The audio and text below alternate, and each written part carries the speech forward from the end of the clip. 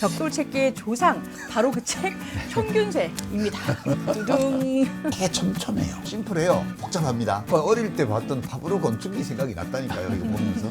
유라시아 대륙이 왜 총균세를 먼저 갖게 됐는가? 그렇지. 아 그게 그러니까 운이 좋았던 건데요. 운. 예, 운이 이제 운치기삼이라고. 네. 어떤 문명은 총균세를 갖고 어떤 문명은 갖지 않게 돼요. 정복하고 억압하고 죽이고 이런 역사라는 거예요. 인류 역사가. 환경이 중요한 것이지 유전자가 중요한 게 아니다. 균이 어마어마하게 강력한 세계사적 변혁을 몰고 오게 됩니다.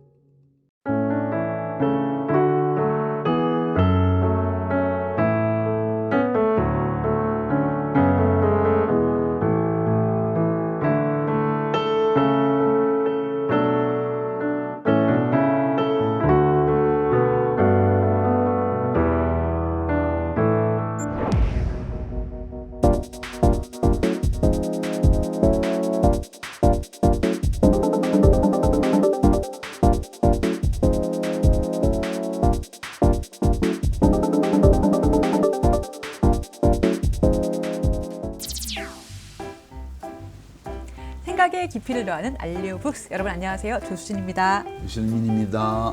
책 손님 소개하겠습니다. 박정재 교수님 나오셨습니다. 안녕하세요. 안녕하세요. 지난주에 이어서 오늘도 제레드 다이아몬드의 총균세를 같이 읽어볼 건데요. 지난주는 문명을 향한 인류의 달리기가 시작된 기원전 11,000년부터 농업을 시작하게 된 시기까지 그렇게 한번 따라가 봤는데요. 지난주에 주제를 제목으로 만든다면 교수님 식물, 가축, 땅 이렇게 할 수 있을까요?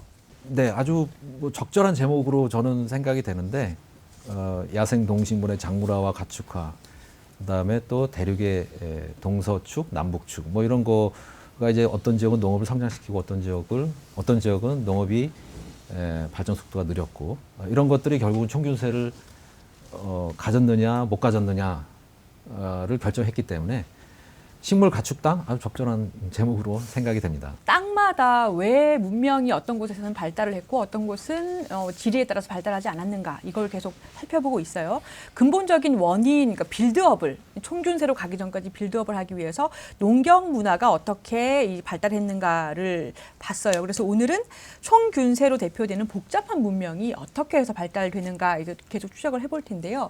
그리고 교수님 이제 후반부에 책에는 없지만 본인 전공과 관련된 네. 소개를 또 해주실 거죠. 뭐죠? 네네네. 뭐 간략하게나마 좀 말씀을 드릴 게 있습니다. 예, 한반도하고 뭐 네. 일본 얘기도 같이 해주실 거죠? 네네네. 그럼 지금부터 함께 읽어볼까요? 책 갈피를 잡다, 책갈피.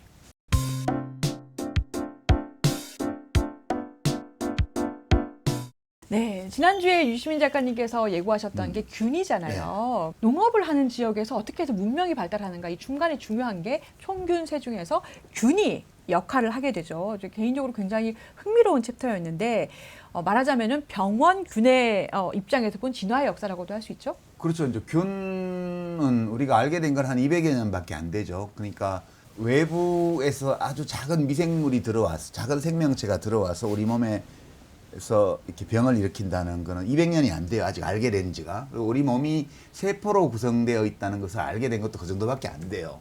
그전에 그 이유를 몰랐죠. 병이 걸리고 뭐 사람들이 죽고 나가고 여하튼 병은 병인데 뭔지 몰랐는데 그리고 이것이 가축에게서 왔다는 것은 더 얼마 안 됐어요. 알게 된 지가. 근데 이제 균 입장에서 보게 되면 그러니까 세균이나 바이러스 입장에서 보게 되면 걔들은 그냥 자기 복제가 목적이잖아요. 네.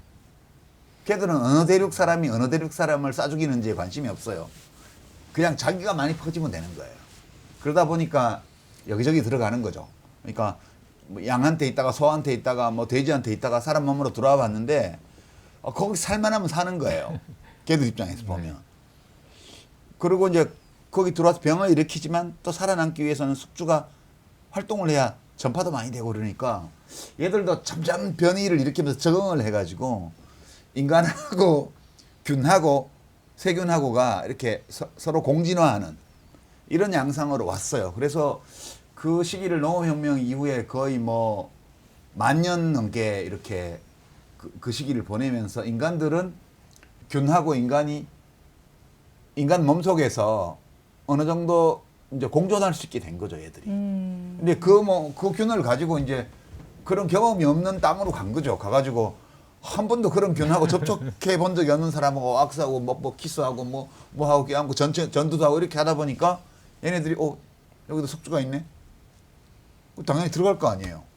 나는 멀쩡한데 저기 싹 죽이는 거지. 그러니까 유럽인들이 총만 가지고 가서 그 외부를 점령한 게 아니고 목적 의식적으로 한 건 아니나 그런 강력한 균을 내뿜는 그 능력으로 오히려 더 많이 죽였다. 네, 운이 좋았던 거죠. 뭐 또 그것도 운이라고 생각이 되는데, 그러니까 이제 가축하고 같이 산 시간이 길었기 때문에 이제 거기서부터 전염병을 얻고 그다음에 면역력을 얻게 됐는데, 농경 자체하고도 관련이 있는 거거든요. 농경을 하게 되면 정주를 해야 되고, 정주를 하게 되면 인구가 늘어나게 되고, 인구가 늘어나면은 결국은 뭐 사람들의 수가 늘면서 이제 도시가 만들어지고, 그럼 딱 숙주가 살기 좋은 그런 환경이 되는 겁니다. 숙주가 아니고 그 병균이. 네.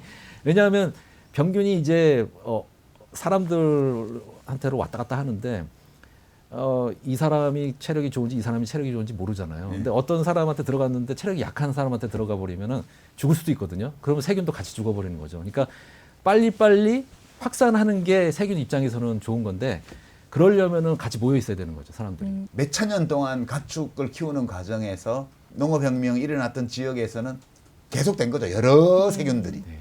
구대륙에서 신대륙으로 균이 퍼지면서 결과적으로는 항체 없는 사람들을 그 균이 만나게 되고, 그래서 신대륙에 있는 문명이 오히려 싹 다 그 균 때문에 죽기도 하고, 네. 이러면서 구대륙 사람들이 오히려 신대륙을 점령하게 되는 결과를 얻게 되잖아요. 그러니까 이제 우리가 이제 근본적으로 이제 문제를 파고 들어가 보면 왜 아메리카 대륙에 가축이 없었는가를 또 생각해 볼 필요가 있었거든요. 그러니까 동물이 왜 없었는가죠. 포유류가 대형 포유류가 없었는가. 이거는 이제 여러 가설들이 있는데, 사실은 아프리카나 유라시아는 대형 포유류들이 여전히 많이 있습니다. 물론 최근에는 이제 멸종률이 높아져가지고 인간이 간 데는 다 멸종됐어요.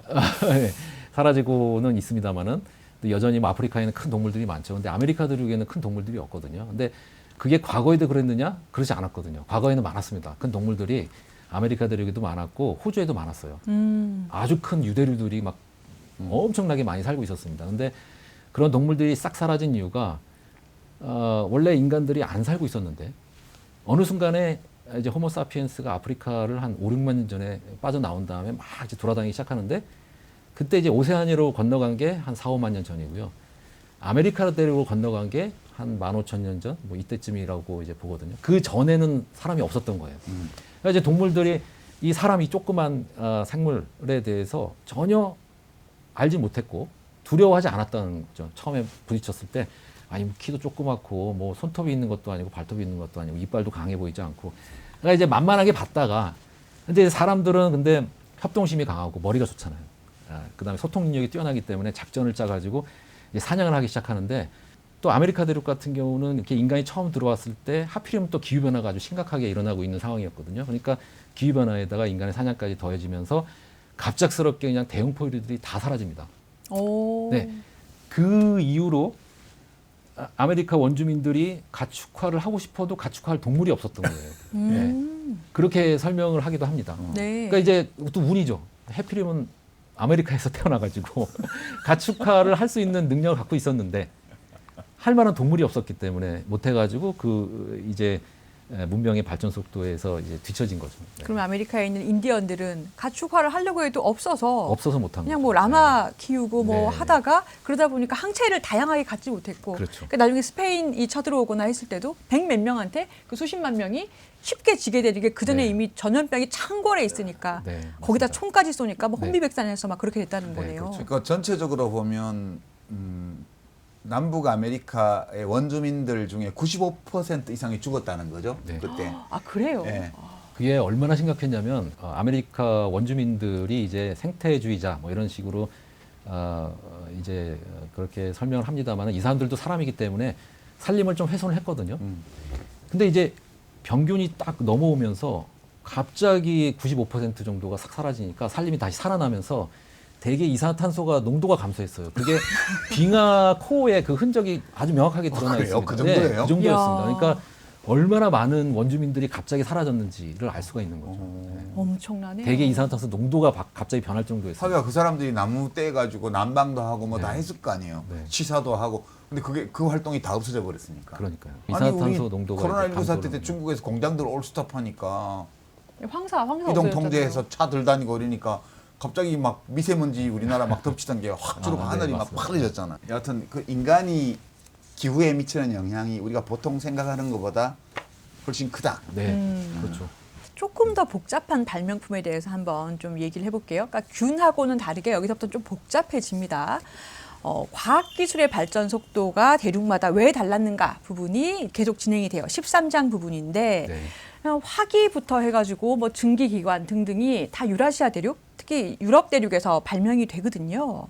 이 책에서는 에디슨 뭐 이런 예를 들면서 이 발명이 꼭 필요해서 뭐 발명이 됐다기보다 발명을 하고 나니까 그거에 대해서 필요가 생겨서 사실은 우연히 발견되는 것도 많다 이렇게 얘기를 하고 있어요. 네, 네, 그러니까 뭐 축음기 같은 게 대표적인 네. 사례로 여기 들어있죠. 네, 뭐 책 대신에 음성을 녹음해서 책 읽듯이 듣는 용도로 에디슨은 개발을 했는데 사람들이 자꾸 노래를 불러서 그걸로 음반을 만들더라. 그래서 에디슨은 싫어했다. 나중에 보니까 근데 다 그 축음기를 사고 싶어 했던 게 음악 듣고 싶어서 그렇게 됐다. 뭐 이런 네. 얘기 하죠. 청균세 읽어보면 알겠지만 처음부터 끝까지 인간은 안 중요했다라는 거거든요. 환경이 모든 거를 결정했다. 이제 아주 전형적인 환경 결정론적인 시각으로 이제 쓴 책인데 그 사람 혼자서 한 게 아니고 뭔가 그 집단의 그런 많은 아이디어가 축적이 된 상태에서 그런 발명이 가능했다라고 얘기하는데 그러한 아이디어가 많이 축적될 수 있었던 거는 또 이제 파고 들어가 보면 결국 환경이 유리했기 때문에 그래서 다른 지역에서 여러 가지 문화나 기술 같은 게 전파가 용이했다던가 잉여 생산이 아주 오래전부터 존재했고 그걸 토대로 해가지고 문화 기술의 발전 속도가 높았던 지역 이런 지역에서 이제 아이디어가 축적이 되면서 발명이 막 나오면서 이제 빠른 과학 기술의 발전 속도로 이어졌다라고 이제 얘기를 하고 있습니다. 그러니까 인간이 중요한 게 아니고 환경이 중요하다 그 얘기죠. 결국 뭐 예를 들면은 바퀴가 사실 굉장히 중요한 발명품인데, 바퀴, 네. 예, 근데 예를 들면 유럽에서는 농사를 짓다 보니까 가축이 또 많이 되어 있었고 동물들이 거기서는 바퀴라는 걸 발견했을 때 가축하고 연결해서 썼기 때문에 이동 수단이 발달하는 네. 발명으로 이어질 수가 있었는데 네. 그게 아니라 아메리카 대륙에서는 가축하고 연결할 수가 가축이 없으니까요. 네. 거의 없으니까 네. 그냥 바퀴 만들어봐야 그냥 애들 장난감이나 하고 그러다 보니까 이게 문명의 발달이 차이가 나게 됐다 뭐 이런 얘기도 하고 있어요. 네, 그러니까 이게 참 안타까운 일이긴 한데 그 사실은 마야나 아즈텍 쪽에서 이 바퀴가 있었거든요. 그러니까 그 바퀴가 잉카 쪽에 전달만 됐어도 그쪽에 마야 아즈텍 그쪽에서는 바퀴를 장난감으로만 썼다고 하더라고요. 근데 아, 그 그게 바퀴의 진짜로? 예. 네, 아. 바퀴의 아이디어가 만약에 사람들의 이동을 통해 가지고 잉카 제국에 전달이 됐다면 거기는 라마 알파카가 있었으니까 연결시켜서 수레 같은 걸로 쓸 수가 있었겠죠. 그러면 훨씬 문명의 발전 속도를 높일 수 있었을 텐데 그 별거 아닌 것 같은 바퀴 기술도 전파가 안 될 정도로 뭔가 그 사이에 환경이 사람들의 이동이나 기술의 전파가 일어나기에는 너무 안 좋았다는 거죠. 네.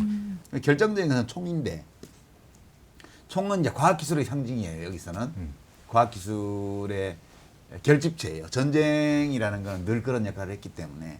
근데 이 책에 보면 3부의 13장에 그 필요염원이라는 장에 보면 이 409쪽인데 네. 과학기술의 자기 촉매 과정이라는 표현이 나와요.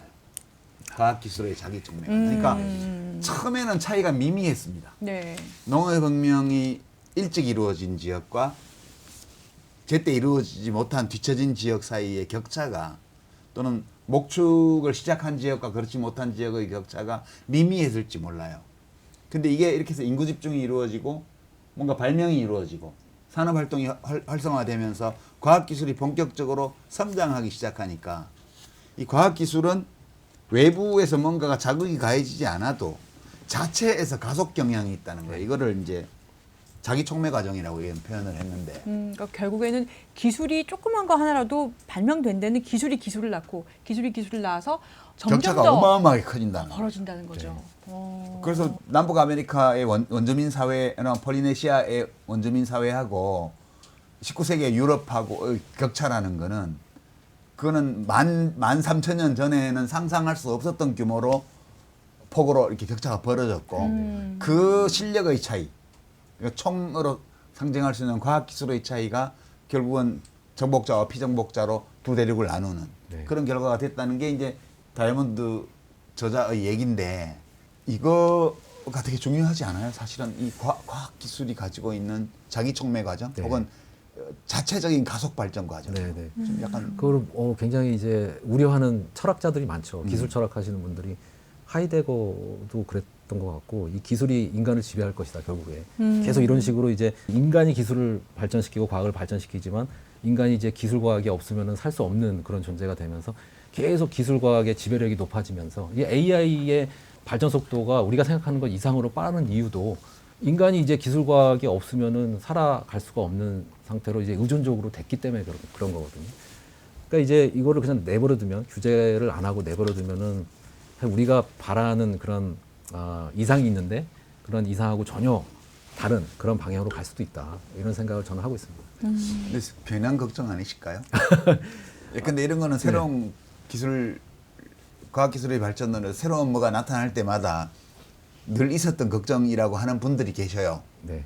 그러니까 이번에도 역시 그런 걸까? 아니면 이번에는 디멘전이, 차원이 좀 다른 걸까?가 이제 지금 관심사인데, 예컨대 금속활자를 구텐베르크가 발명을 해서 예. 되게 원시적인 금속활자 시스템인데 그걸로 성서를 인쇄해서 이제 엄청나게 그 양피지에 써져 있던 그 단계에서 벗어나서 어마어마한 충격을 주거든요. 그때 이제 그러고 나서 인쇄물들이 막 범람하니까 가톨릭 교회의 신부님들이 그런 말씀을 하셨다고 그래요. 아우 요즘은 가짜 뉴스가 얼마나 빨리 퍼지는지 몰라. 그 금속 활자 때문에 찍어낼 수 있으니까요. 너무 쉽게 찍어내니까. 전에는 쓰다가 왜냐하면 그때 마르틴 루터가 그 마인츠에 있는 대성당 앞에 하고 95개조 그 반박문을 착 붙여놓고 가짜 라틴어로 써가지고 그러니까 눈 밝은 사람들이 그거를 독일어로 번역해갖고 그 구텐베르크 인쇄기로 찍어가지고 돌렸단 말이에요. 그러면서 농민전쟁이 터지고 종교개혁 운동이 불이 붙고 그게 됐어요. 왜? 그 당시에 과학기술 혁명이거든요. 예. 이제 그 혁명을 본 신부님들이 이게 망조가 된 거야, 이 세상이. 아니 그렇잖아. 그전에는 양피지의 그 고문서 같은 거 자기들끼리만 봤던 거는 이제 아무 놈이나 다 성경책을 가지고 있고 아무 놈이나 뭐 인쇄해갖고 막 교회를 막 교황을 비난하는 걸 막 돌리고 막 총 들고 나오고 이러고 있잖아. 세상이 망한 게 생겼어. 그래서 요즘은 가짜뉴스가 너무 빨리 퍼져. 라고 개탄을 했대는데 그거 아니었잖아요. 오히려 문화가 발전했죠. 그렇죠. 다양성이 더 지금 발전되고. 우리가 걱정하는 이게 혹시 그런 거 비슷한 걸까? 아니면 이번엔 정말 다른 걸까? 네, 그 뭐 저도 잘 모르겠는데 일단은 환경을 생각하다 보면은 아무래도 성장을 계속하면은 환경에 부담을 줄 수밖에 없고 그러면 그렇죠. 그게 결국은 사람한테 다시 돌아오니까 가급적이면은 성장 속도를 좀 늦추는 게 맞지 않나 이렇게 저는 얘기를 하면 우리나라에서 잘하고 있어요. 성장률이 반토막 났잖아요. 그거는 우리가 원하는 방향 아니었지만 그렇게 된 거고. 근데 이제 그거를 굉장히 이상하게 생각하는 분들도 많더라고요, 생각보다. 그래서 이제 경제학 하시는 분들이나 뭐 경제학 하시는 분들이 다는 안 그러겠지만은 대부분이 그렇죠. 성장이 중요하다고 계속 얘기를 아직도 성장이 중요하다고 얘기를 하시는 걸 보면 이 정도면 충분히 잘 사는 것 같은데 이런 생각을 저는 하거든요. 근데 네. 좀 고르게만 살면 네, 야. 네, 이 그렇죠. 정도면 괜찮을 것 같은데. 분배를 잘 하면. 네. 우리가 지금 금미려로도 갔다 왔는데요. 다시 이제 몇천 년 전으로 간다면 네. 문자가 어떤 것보다도 복잡한 발명품이잖아요. 예, 그것도 정보통신혁명이죠. 문자의 발명이라. 네, 근데 이 문자의 발명도 농업하고 또 관련이 있다고 이 책에서는 또 그렇게 설명을 하고 있더라고요. 네, 당연한 것 같습니다. 이게 기본적으로 이제 농경을 하게 되면은 농경에 제일 필요한 게 이제 물이거든요. 물을 관리하려면은 노동력이 많이 필요하니까 그 노동력을 컨트롤할 수 있는 계층이 이제 나타나야 되고 이제 뭐 귀족이나 왕이나 계속 이제 풍족하게 그 양이 유지가 되는 게 아니고 이제 주기적으로 기후 변화가 있었거든요. 그럴 때마다 먹을 게 부족해지는 거죠. 그러면 당시에는 혁신의 속도가 굉장히 느렸기 때문에 과거에 초기 농경 시대에는 결국은 이 살기 위해서 다른 지역을 침탈을 해서 들어가서 뺏어오는 그러니까 제로섬 게임이 만연할 수밖에 없는 그런 상황이 되기 때문에 군대를 양성할 수밖에 없습니다. 아주 강력한 군대를. 그러니까 군대에 이제 투자를 많이 할 수밖에 없고 군대가 있으려면은 또 전투 중에 이제 희생하는 사람들이 생기는데 그 자기의 목숨을 희생시키는 거에 명분이 있어야 되거든요. 그럼 그 명분을 종교가 이제 줄 수 있으니까 종교를 또 이제 받아들이면서 왕은 나는 신과 연결된 사람이다. 이렇게 얘기를 하면서 그 종교가 이제 군인의 사기를 올리고 뭐 이런 일련의 과정들이 이제 진행이 되는데 이제 문자는 기본적으로 왕이나 지배층이 어떻게 활용을 했냐면은 잉여 생산량을 이제 저장을 하고 그다음에 세금을 징수하고 뭐 이런 과정에서 기록을 해야 되니까 그래서 이제 문자가 그때 중요하게 활용이 됐을 거라고 생각을 합니다. 그래서 농경이 이제 문자의 생성이나 그런 기록의 증가 뭐 이런 거하고 관련이 있다 이렇게 말씀드릴 수 있을 것 같습니다. 나일강이 한번 범람할 때마다 땅 경계선이 다 없어지는 거예요. 농지 경계선이. 그때마다 측량을 해가지고 뭐 새로 뭘 해야 돼요. 그렇게 하다 보니까 그 지오메트리라는 게 땅을 잰다는 뜻이잖아요. 그러니까 거기서 기하학이 생겼다는 거예요. 필요는 발명의 어머니 맞아요.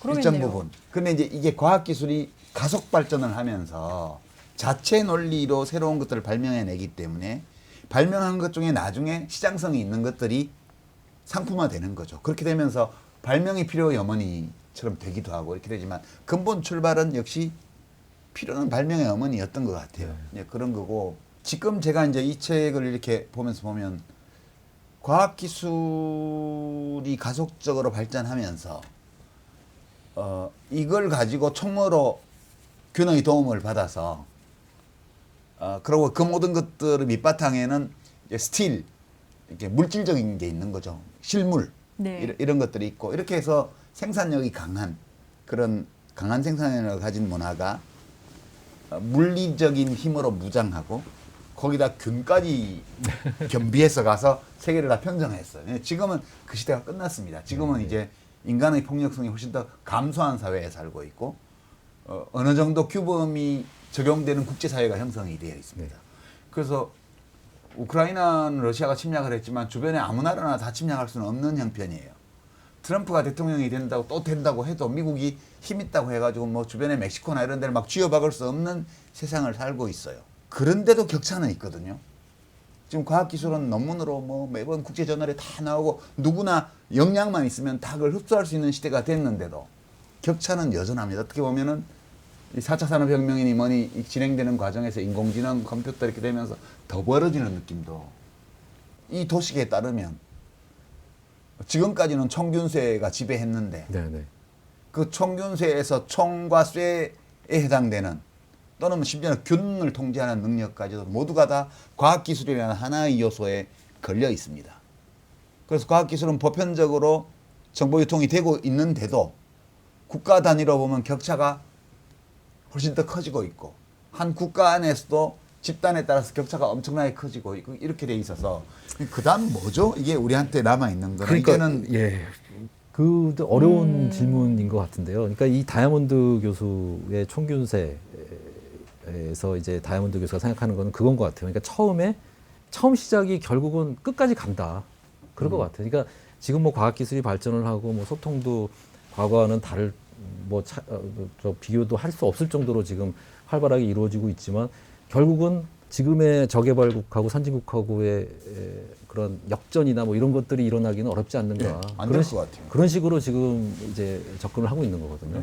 그러니까 아까 이제 문자 얘기도 조금 덧붙여서 말씀을 드리면은 이 문자가 결국은 문자 이꼬르 정보니까요. 네, 정보죠. 그러니까 이 유럽 사람들이 100몇 명이 그냥 건너가가지고 그 수백만 명을 그 잉카 제국을 정복을 했는데 그것도 아마 결국은 뭐 총균세도 중요했지만 그 문자에 기반한 정보들 어떤 이 집단은 정보가 있고 이 집단은 정보가 전혀 없는 그런 이유로 또 원사이드하게 이렇게 밀린 이유가 거기에 있지 않나 이런 생각도 기록도 다 스페인 사람만 남겨놨어요. 그러니까요. 굉장히 자세한 기록이 있다고 하죠. 네. 지금 전 굉장히 재밌었던 게 도둑 정치라는 부분이 재밌었어요. 그러니까 이게 종교의 탄생을 아까 교수님 얘기하셨지만 설명을 하고 있는데 지배 계급이 평민보다 더 안락한 삶을 살면서도 대중의 지지를 얻으려면 어떻게 해야 될까? 인류 역사에서 도둑 정치인은 언제나 네 가지 방법을 동시에 사용해 왔다. 첫 번째로 민중에게서 무기를 빼앗고 지배 계급은 무장을 합니다. 그러니까 이게 이 총균세가 이 농업에서 발달을 해서 무기라는 것이 생겼는데 일단은 자기만 무장을 해요. 두 번째로 그런데도 민중에게 불만이 있잖아요. 인기를 얻는 방법으로 곡물들을 대부분을 재분배해서 나눠줘요. 일단 행복하게 해줍니다. 그리고 3번이 뭐냐면 무력을 독점적으로 사용해서 공공 질서를 유지하고 폭력을 억제함으로써 민중의 행복감을 높여준다. 아, 세상이 잘 되고 있구나. 내가 따라야겠다. 이렇게 하고 네 번째로 뭐라냐면 그리고 나서 다시 도둑 정치인들은 나눠졌던 곡물을 다시 종교나 정치를 이유로 해서 매개로 다시 뺏는 거예요. 헌금 같은 걸로. 그래서 도둑 정치인이 대중의 지지를 얻는 마지막 방법은 도둑 정치를 정당화하는 종교나 이데올로기를 구축하는 것이다. 이렇게 지금 이 종교와 정치 이데올로기의 발전을 설명을 하고 있더라고요. 이 부분에서 이 책을 읽는 통쾌감이 좀 있었는데 종교라든지 아니면은 정치 이데올로기도 절대적인 건 아니구나. 그렇죠. 네. 그리고 이제 약탈적인 행위에 종사하는 지배 계급이 현대에 와서는 주로 정치, 종교, 스포츠, 그다음에 대중예술 이런 쪽을 계속 활동하면서 대중을 장악한다고. 네. 되게 이제 그 맥락이어서 저는 그 대목은 그냥 제라드 다이아몬드 교수가 책 내서 돈 엄청 벌어놓고도 자신의 이게 감정적인 어떤 태도나 네. 이 인간 사회에 대한 그런 기본 소신은 바꾸지 않았구나. 네. 라고 느껴서 되게 좋았어요. 자, 우리가 이 책의 맨 처음에 얄리의 질문에서 시작을 네. 했잖아요. 이렇게 그 질문으로 시작해서 쭉 700페이지를 이어져 오는 저자의 거대한 답이 이제 끝을 맺게 됩니다. 그러니까 굉장히 어마어마한 전개였어요. 근데 답은 너무 간단하죠. 궁금하죠. 지역이 달라서 그렇다. 라는 거였는데 네. 여기서 이제 궁금증이 생기는 게 이 책에는 자세히 나와 있지 않지만 특히 또 한글도 나와요. 김소월의 시도 막 네. 실려 있고 그런데 아마 이 다이아몬드 교수가 한글을 굉장히 좀 이제 칭찬하고 좋아하지 않나 이런 생각도 드는데요.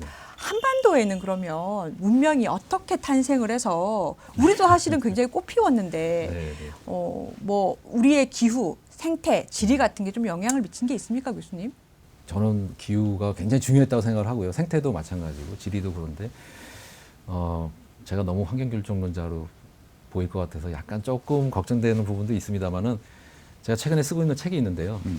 거기서 이제 한반도의 사람들이 어떻게 형성이 됐는가 이런 것을 다루고 있고 우리가 어디에서 왔는가 이거는 우리 한국 사람이라면 다 궁금해하는 그런 주제인데 원래 곰이 네, 그런 내용은 안 적었습니다. 달래하고 쑥 마늘 뭐 먹고 마늘이 아니고 달래라는데 예. 달래하고 쑥 먹고 곰이 둘 속에서 이렇게 여자 돼가지고 그래서 우리 생긴 거 아니에요? 다이아몬드 교수 같이 최대한 과학적인 증거를 갖고 이제 이야기를 풀어갔는데 한국인의 기원. 네. 예. 한국 사람들이 어디서 왔는가 왜 그런 생각을 하게 됐냐면 그런 책을 쓰려고 생각을 했냐면 한반도가 이제 산지로 구성이 돼 있기 때문에 기본적으로 이렇게 수렵 체지민들이 이렇게 선호하는 지역은 아니었어요. 아프리카에서 한 5, 6만 년 전쯤에 이제 그 한 무리의 사피엔스가 쫙 나오면서 인도를 거쳐서 인도네시아 쪽에 이제 순달랜드라고 하는 그런 지역에 도착한 다음에 일부는 호주로 들어가고 일부는 이제 북쪽으로 올라왔는데 이게 이제 중국의 이제 베이징 있는 지역까지 올라온 게 한 4만 년 전입니다. 4만 년 전. 그 다음에 이제 더 많은 사람들이 북쪽으로 올라갔어요. 왜 그런지 모르겠는데 4만 년 전이면 추울 때인데도 네. 북쪽으로 올라가서 만주 연해주 쪽에 이제 사람들이 살고 있다가 홀로세가 시작되면서 이쪽 만주 연해주 쪽에 수렵체질민들의 인구가 늘었는데 8,200년 전에 갑작스러운 추위가 한번 찾아왔어요. 우리가 그걸 8.2Ka 이벤트라고 얘기를 합니다. 8,200년 전에 한랭기가 오니까 그쪽에 모여있던 수렵체질민들이 대거 남쪽으로 내려옵니다. 추우니까 추우니까. 철새들처럼. 철새들처럼 예. 동해안을 따라서 쭉 내려와가지고 그때 한반도에 처음 토기가 이제 전파가 됩니다. 신석기 토기가. 오. 이게 고고학자들이 얘기를 하고 있는 건데 그리고 나서 이제 농경민들이 들어오는 시기가 북쪽에서 요동 요소 쪽에서 이제 사람들이 이제 내려와가지고 특히 3,200년 전에 한 무리가 내려와서 이 금강 중하류의 송국리형 문화라고 들어보셨습니까? 네, 작가님? 예. 처음으로 이제 한반도에서 변온경을 시작한 그런 송국리형 문화가 발생을 하고 2,800년 전에 갑자기 또 안 좋아져요, 기후가. 그러니까 이제 과거를 돌아보면 한반도에서 대략 한 4,500년 간격으로 기후가 안 좋았던 시기들이 주기적으로 나타났거든요. 그러니까 2,800년, 2,700년 전 사이에 기후가 안 좋아지니까 사람들이 이제 농경하기가 힘들어지니까 남쪽으로 막 내려옵니다. 그래서 한 무리는 호남 쪽으로 내려와서 제주도까지 건너가고요. 또 한 무리는 경상도 쪽을 지나서 이제 일본으로 건너가서 그 야요이 문화라는 것을 이제 창출을 합니다. 그래서 오. 야요이 문화의 전신이 이제 송국리형 문화라는 거는 일본 고고학자들도 거의 대부분 이제 받아들이고 있는 상황이고요. 그럼 일본의 일본은 근원이 원래 그 전에 조몬 우리군요. 문화라고 예, 해가지고 그렇죠. 조몬 수렵체집인들이 수렵체집인들이 있었고, 예, 토기도 만들고 있었고 있었죠. 그 네. 뒤에 그러니까 한 3,000년 전? 한 2,800년 전, 2,800년 전쯤에 유라시아 대륙 쪽에서 바다를 건너서 일본 쪽으로 간 사람들이 야요이 문화라는 그쵸. 거를 네. 만들었어요. 네, 그쵸. 그건 이제 수렵체집인이 아니고 농경민이죠. 농경민이죠. 네, 변농경민들이 넘어갔고요. 우리가 흔히 이제 야마토 문화, 문명, 네. 그러니까 처음에 이제 고운 문화, 아스카 문화 이런 문화들이 다 이제 백제, 마한, 가야 이 사람들이 이제 건너가가지고 만든 문화거든요. 네. 자, 우리 조금 더 봤으면 좋겠는 게 총균세에서 바라보는 관점 굉장히 거대해요. 그런데 그걸로 설명할 수 없는 것도 있나요, 교수님? 있겠죠?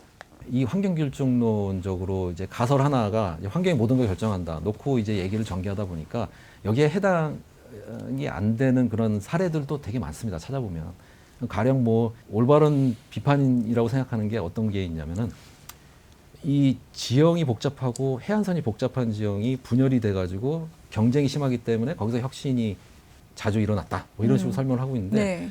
그렇게 되면 유럽 같은 데로 보면 북유럽하고 남유럽의 차이를 보면은 남유럽이 더 잘 살아야 되거든요. 그렇죠. 거기가 해안선이 엄청 복잡하잖아요. 이거 뭐 복잡한 해안선이나 복잡한 지형은 다 뭐 피레네 산맥이나 네. 알프스 산맥이나 다 남유럽에 있는데 북유럽이 훨씬 잘 살거든요.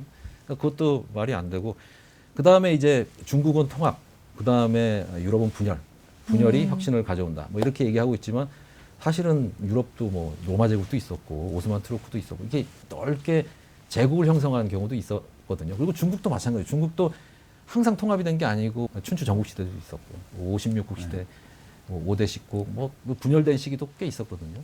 그러니까 우리가 이거를 정말 일반화를 해가지고는 모든 것을 다 어떠한 간단한 가설로 이제 설명할 수는 없지만 저는 그래도 총균세를 높게 평가하는 거는 그 일반화가 그래도 대부분을 설명하는 게 아닌가. 네, 그런 측면에서 상당히 이제 통찰력 있는 책이다. 뭐 그렇게 생각을 합니다. 네. 근데 이 책은 이제 책에 대한 어떤 느낌인데 네. 총균세는 과학자가 쓴 역사책이에요. 네. 저는 그렇게 봐요. 이제 사실 오랫동안 학문은 분야별로 나눠져 있었어요. 그러니까 일종의 환원주의죠. 분야별로 연구 대상별로 쭉 세분화해서 쭉 쪼개져서 지금까지 왔습니다. 자기 분야를 가지고 울타리를 쳐놓고 이렇게 하다 보니까 이 경계선을 넘어가는 행위에 대해서 과학 분야도 그렇고 인문학 분야도 그렇고 좀 연구자들이나 교수들이 그러면 안 되는 것처럼 생각하는 경향이 있어요. 네, 네. 거기다가 뭐 연구자 교수는 전문적인 학술서나 논문을 써야지. 그 쓸데없이 무슨 교양서 같은 거 쓰고 말이야. 그래가지고 그런 거 쓰고 다니면 학자로 안 봐주고 쟤 좀 네. 이상해 요새. 네, 네, 네, 네. 바람 들었어. 네, 뭐 네. 이런 풍토가 또 있습니다. 네, 근데 네. 그런 와중에 이 총균세는 기본적으로 과학을 전공한 사람이 네. 세계사 얘기를 굉장히 거시적 안목에서 재구성한 거란 말이에요. 저는 이거는 기존 역사학에 대한 중대한 도전이었다고 저는 네. 생각을 하고요. 도전이면 도전을 받으면 그게 즐거워야 되잖아요. 이렇게 본단 말이지. 네. 과학자가 건방지게. 좋아. 내가 응답해 주지. 이게 아니고 새나 관찰하던 사람. 이렇게 해버리는 거 좀 있지 않나? 그런 생각 좀 들어요. 그게 확실히 있는 게요. 제가 제 경험이 실제로 있는데 제가 이제 1999년에 미국에 유학을 가가지고 이제 2005년도에 졸업을 했는데 그 사이에 이제 미국 지리학 대회를 한번 간 적이 있었는데 2001년 정도 됐던 것 같은데요. 그 지리학 대회에서 다이아몬드 교수가 부스 하나 차려놓고 자기 책을 이제 소개를 하고 있더라고요. 근데 그때 물론 뭐 세션이 열리고 있는 중이라서 주변에 사람이 없긴 했었는데 아무도 관심이 없어요. 그래요? 다이아몬드 교수 그때 이제 20년 전이네요. 책 나온 지 얼마 안 됐을 때. 안 됐을 때. 예. 빨리 가 사인을 받아야 되는데. 아니 근데 저도 막 발표가 있어가지고 빨리 갔는데 그때 사인 받아놨으면 예. 저 당근에 내놓으면 값이 얼마야? 근데 이제 이 책이 플리처상을 1998년인가 99년에 받았는데 예. 꽤 유명했었거든요. 네. 근데 학계에서는 그 뒤인데도 네. 부스를 하나 차려놓고 네네. 이렇게 설명할 그러니까 정도예요. 학문적으로는 학자들은 인정을 안 하려고 했던 거죠. 그러니까 지리학계 내에서도 저는 이 책은 완전 전형적인 지리학 책이라고 보거든요. 네. 역사학자들은 욕해도 지리학자는 욕하면 안 된다고 보는데 지리학계 내에서도 역사지리 하시는 분들이 많이 있습니다. 사실은. 네. 분들은 엄청 비난을 많이 했어요. 그때 뭐 아예 그냥 에디션으로 나온 적도 있고요. 특별판으로 해가지고 총균세 문제 해가지고. 네. 그러니까 그런 논문들이 너무 많아요. 근데 논문을 보면은 비판하는 내용들이 거의 비슷하긴 한데 굉장히 지엽적인 겁니다, 사실은. 왜냐하면 이게 일반적인 가설을 세우고 거기에 맞지 않는 사례들이 많을 수밖에 없기 때문에 그 하나하나 따져 들어가 보면은 이 책에 문제가 있는 것 같이 느껴질 수도 있죠. 그걸 다 읽어보면. 하지만 지금은 이제 환경위기가 너무 심해지다 보니까 사람들이 이제 받아들일 수밖에 없는 상황이라고 저는 생각을 합니다. 그래서 대중적으로는 그렇게 오랫동안 우리나라 그렇죠. 네. 전 세계적으로 많이 읽히지 않아요, 이 책이? 이 책이 많이 읽히고 굉장히 인기가 많지만 특히 우리나라에서 인기가 많은 걸로 저는 알고 있는데 그래요? 그 한글 좋게 평가하고 그래서 그런 것 같기도 하고. 그러면 이 책이 지금까지 20년 동안 많은 사랑을 받고 또 지금도 사랑을 받고 있는데요. 지금 앞으로 근현대에서는 변화의 속도가 빨라졌고 또 이런 지리적인 영향 같은 것이 많이 극복이 된 상황이잖아요. 특히 기술이 발달하고 온라인 이 영토 분쟁 같은 게 어떻게 되는가가 더 중요할 텐데 여전히 여기서 말한 지리라든지 환경이라든지 이러한 자연적 요인으로 우리의 미래도 설명이 가능할까요?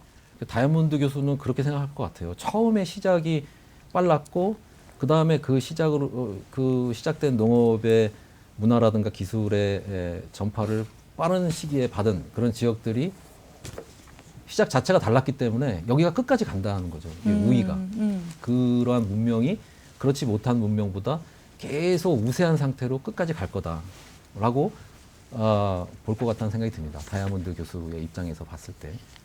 저도 약간 그럴 것 같다는 생각이 들고요. 네. 근데 완전한 환경 결정은 아닌 게 이 뒤에 후기 2017년도에 쓴 걸 보면요. 네. 그러니까 이런 오래 가는 책들은 재밌습니다. 이렇게 이제 그 살아있는 저자의 경우에는 뒤에 후기를 붙이기도 하거든요. 예. 이 2017년 후기에 보면 지금 우리가 다루는 이제 이 질문. 이게 역전이나 이런 게 불가능하냐. 뭐 이런 문제와 관련해서 721쪽에 국가별로 차이가 나는 그런 이유를 둘로 나눴어요. 하나는 제도적 요인, 또 하나는 지리적 요인. 근데 이제 지리적 요인은 사실은 이 책에서 과거의 일을 설명하는데 주로 사용한 거예요. 지금 과학기술의 규정력, 그러니까 총균수에서 총의 영향력이요. 이게 지금은 과학기술이에요, 총이. 과학기술의 영향력이 지리적 요인보다 커지고 있는 추세이기 때문에 그렇죠. 어떤 제도적 요인이 작용하느냐에 따라서 좀 달라질 수 있다고 저는 봐요. 그걸 인정한 거라고 봐요. 이 제러드 다이아몬드 교수가. 그렇게 보고요. 네. 그 점과 관련해서는 한국이 좋은 사례가 될 수 있는데 한국의 지리적 조건은 똑같습니다. 옛날이나 지금이나. 근데 한국이 2차 대전이 끝나고 나서 해외에서 원조를 받던 나라 중에 ODA, 그냥 공적 개발 원조를 다른 나라에 대해서 하는 첫 번째 국가거든요. 한국이. 맞아요. 예. 그러니까 2차 대전 이전에 다른 나라의 식민지였던 나라 중에서 산업화, 민주화를 다 이루어낸 나라도 거의 흔치 않고요. 그 다음에 경제 발전을 많이 이루어서 그 다른 나라의 원조를 제공하는 데까지 올라온 나라는 한국이 첫 번째 케이스입니다. 앞으로 또 생기긴 생길 텐데. 그러니까 한국 경우가 그럼 뭐 때문에 이렇게 올라섰냐? 지리적 환경이나 자연 환경이 달라진 건 아무것도 없어요. 그렇죠. 그 이제 지금 이 저자가 말한 제도의 힘이거든요. 제도와 제도를 운영하는 능력.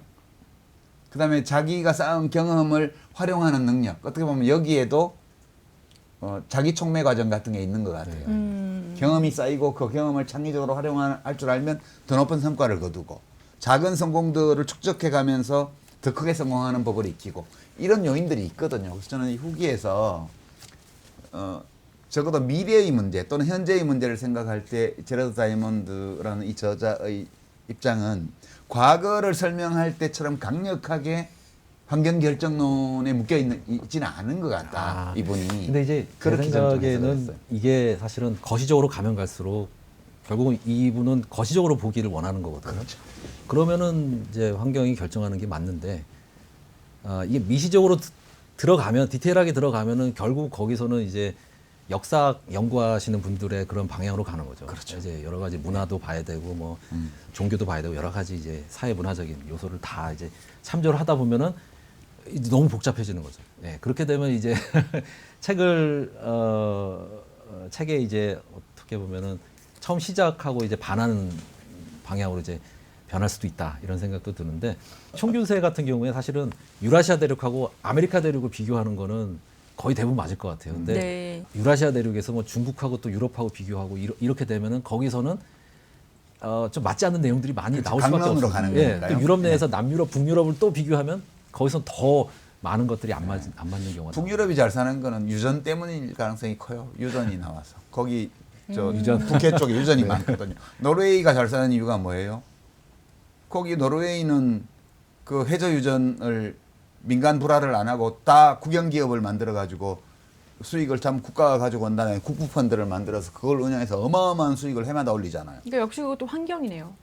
그렇죠. 주어진 조건이죠. 환경에서 지금 잘 살게 된 고유가 거예요. 시대에 북해에 유전이 많이 나기 때문에 스칸디나비아 3국은 그 득을 엄청나게 버는 거거든요. 그거를 도외시하고 왜 북유럽은 저렇게 복지제도를 잘하는데 우리는 못하냐. 아, 우리도 동해안에 갑자기 유전 어마어마한 거 나오면 대학 등록금 다 없애고 기본소득 주고 다 할 수 있어요. 노르웨이처럼. 네. 그러니까 저는 가끔 이제 인문학을 한 사람으로서 제도의 차이로 모든 것을 설명하려고 하는 시도에 대해서 좀 반대예요. 제도의 차이는 매우 중요한데 그 사회가 처하고 있는 물질적 환경이 어떻게 다른지를 함께 보면서 그것이 제도의 차이를 가져왔다는 점 또는 그런 환경 속에서는 이런 제도가 적합하지만 우리의 환경에서는 그게 유지 불가능하다는 것 이런 점을 같이 살피면서 비교를 해야지. 네네네. 그걸 싹 무시하고 이 나라는 대학 등록금이 없어. 우리는 있어. 이 나라는 기본소득을 줘. 우리는 안 줘. 이렇게 비교하기 시작하면 그건 아무런 창의적인 그런 생산적인 결론을 얻을 수가 없거든요. 굉장히 중요하신 네. 말씀인 것 같아요. 그래서 환경결정론 중요해요. 전적으로 옳지는 않지만. 맞아요. 그쵸. 그러니까 어떤 네. 정책이나 연구를 할 때 외국 사례를 비교를 하잖아요. 근데 네, 그걸 네. 다 이런 환경적인 부분이라든지 이런 것을 다 맥락을 배제를 하고 제도만 가지고 이렇게 뭐 인구수 비슷한 나라 경제 매주인 나라에 이런 제도가 있습니다라고 네, 네. 하는 거는 맞지 않을 수 있을 네, 것 저는- 같아요. 이 책에서 얻을 수 네. 있는 교훈인 것 같아요. 그러니까 인문학하는 사람들이 이거 볼 필요가 있다니까요. 그러니까 어떤 문제를 보는 틀을 배우는 거죠. 그러니까 인문학은 제도 결정론인 경우가 많거든요. 근데 그게 다가 아니에요. 왜 그런 제도가 그 나라에선 성공했을까를 보려면 그 사회가 처해 있는 환경과 물질적 조건을 또 같이 봐야 돼요. 그러니까 질문이 한 번 더 들어가는 거죠. 네. 네. 그 지리학 공부를 많이 해야 될 것 같습니다. 지리학. 네. 네. 왜냐하면 그게 다 지리학이거든요, 사실은. 역시 그러네요. 지리학과 교수님. 네, 네. 네, 오늘 박정재 교수님과 함께 총균세를 읽는 시간 가져봤는데요. 저는 정말 개인적으로는 이 책을 집에 꽂아놓고 너무 오래 읽으려고 했는데 못 읽다가 이번에 숙제를 좀 한 것 같은 그런 느낌으로 굉장히 이제 속이 홀가분하고 너무 좋습니다. 이제 맹자도 했고 총균세도 했고 무서울 게 없는 것 같아요. 자, 이 빼놓을 수 없는 시간입니다. 저희가 책에 대해서 한 줄 평 그리고 별점을 매기고 있는데요. 네. 우선 저부터 하면 저는 한 4점 3.5점, 4점 정도 줄 것 같아요. 왜 이렇게 많이 깎았어요? 아, 왜냐면은 너무 많이 물어보세요. 뭘 너무 많이 물어보시고 책이 너무 길어. 교수님. 그런데 저는 그 내용은 너무 좋았고요. 그리고 그 한 줄 평을 하자면 내가 사는 곳이 나를 결정한다. 주위를 둘러보자. 내가 내 의지로, 자유의지로 뭔가를 결정하고 헤쳐나가는 것 같지만 이 책에서 나온 것처럼 환경이 내가 어디 살고 어떤 사람을 만나고 어떠한 것을 보고 어떠한 집에 살고 어떠한 사람들 속에 살고 있는가가 미래의 나를 결정할 수도 있겠구나. 주변을 둘러보자. 이게 저는 한 줄 평입니다. 저는 정말 통찰력이 돋보이는 네. 지리학의 결정판이다. 저는 그렇게 표현을 하고 싶어요. 지리학의 결정판. 네, 이게 지리학입니다. 그냥 이대로 다이아몬드 교수가 이제 본인을 생물지리학자라고 자기가 이제 정의를 내리고 있는데 사실은 여기 안에 뭐 생물지리만 들어간 게 아니고 온갖 그 지리학적인 요소가 다 들어가 있거든요. 네. 최근에 복잡한 사회 문제, 환경 문제 해결하려면은 융합, 통합 이런 게 중요하거든요. 통섭 뭐 이런 게 중요한데. 네. 지금 너무 이제 개별 학문으로 나눠져 있어가지고 이제 디테일하게만 들어가고 이제 그걸 이제 묶는 작업을 못 하고 있어요. 그 능력이 안 되는 것도 있지만 사람들이 관심이 없는 것도 있습니다. 이게 디테일하게 들어가야 논문도 나오고 그러니까 이 묶는 작업을 할 사람이 필요한데 굉장히 힘들고 뭔가 머리가 굉장히 좋아야 되고 이런 사람이 필요한 건 맞는데 그래도 누군가는 해야 되는 일이고 그런 것을 나서가지고 다이아몬드 교수가 했다고 생각을 하고요. 그 전에는 이러한 종류의 책은 저는 없었다고 보거든요. 네. 그러니까 그런 측면에서 지리학의 결정판이고 사회에 이 학자가 어떻게 기여할 수 있는지를 아주 극명하게 보여준 사례라고 이제 말씀을 드리고 싶고 저는 그래서 별점이 5개입니다. 네. 5점 만점입니다. 네. 우선 별점부터 하면 저는 이게 우리 별점 보통 몇 개 반, 몇 개 이렇게 하는데 네. 4.9를 할게요. 5점 만점에. 4.9를 한 네. 이유는 앞으로 또 계속 책을 다루게 되는데 이것보다 더 마음에 드는 책이 나올 수도 있잖아요. 그래서 0.1점은 안 그래서 그리시는구나. 0.1점을 네. 유보해 네. 놓고 제가 어느 집에 가서 식당에서 맛있게 밥을 먹으면 지구에서 2번째로 맛있는 집이에요. 이렇게 말을 해요. 왜냐하면 더 맛있는 집을 발견할 가능성을 배제할 수 없기 때문에. 네, 그런 점에서 4.9고요. 이제 이 책 읽으면서 토인비 생각이 좀 났어요. 네. 토인비 선생님이 이제 길게 말씀하셨는데 역사의 연구에서 역사가 무엇이냐에 관해서. 근데 제가 압축을 어떻게 했냐면 역사는 사실을 기록하는 데서 출발해서 과학을 껴안고 문학으로 완성된다. 그렇게. 네, 그러니까 위대한 역사는 문학일 수밖에 없다고 얘기를 했어요. 저는 그게 되게 설득력 있는 얘기라고 생각하고요. 이 책은 과학자가 쓴 책이어서 방법론적으로 과학적이에요. 물론 과학적이라고 해서 다 진리는 아니지만 네. 어떤 대상을 물질의 증거에 입각해서 보려고 엄청나게 노력한 책입니다. 그래서 역사를 서술할 때 과학적 방법을 사용한다는 것 또는 역사 서술이 과학을 껴안는다는 것이 뭔지 잘 몰랐는데 이 책 보면서 이런 거였구나 하는 거 맞고요. 그다음에 위대한 역사는 문학일 수밖에 없다라고 토인비 선생님이 말씀하셨는데 되게 문학적이에요. 이 책이 그래서 되게 두꺼운 책이긴 한데 부분 이렇게 문장들을 음미를 해보면 아주 건조한 과학적 사실을 탐구하는 질문하고 엮어서 그 질문에 대한 답을 찾아가는 과정에서 과학적 사실을 어떤 식으로 문장 속에서 넣어서 활용하느냐. 되게 그러니까 글 잘 쓰고 싶은 사람이면 예, 참고할 수 있을 정도의 수준이라고 저는 봐요. 글 쓰는 사람으로. 번역을 잘했을 수도 있는데요. 그래도 원판 불변의 법칙이 있어요. 한 줄 평으로 하신다면 예, 위대한 문학. 위대한 문학. 오. 예. 교수님 마지막으로 이 인류 문명에 관한 빅히스토리 공부에 도움될 만한 책이 있으면 좀 추천해 주시면 좋을 것 같고요. 네. 이제 마지막으로 저희 시청자 여러분들께도 인사 말씀 부탁드립니다. 네. 기본적으로 빅히스토리 책이라고 그러면은 3개 정도가 대중들한테 알려져 있는데 뭐 칼 세이건의 코스모스하고 그다음에 유발 하라리의 사피엔스 그다음에 이제 총균세 이 정도인데요.